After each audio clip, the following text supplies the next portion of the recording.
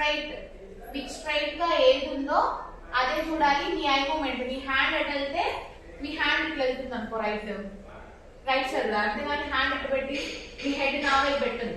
అర్థమైందా? మీ హ్యాండ్ ఎట్ వెళ్తే మీ ఐ మూమెంట్ అటు వెళ్ళాలి.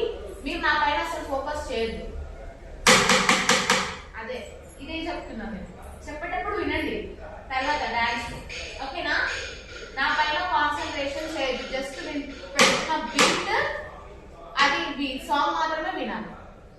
ఇదే మిస్టేక్ చేస్తున్నారు చాలా మంది. ఇక్కడ చేస్తున్నారు, నన్ను చూస్తున్నారు. నన్ను చూస్తుంటే స్టెప్స్ మర్చిపోతారు.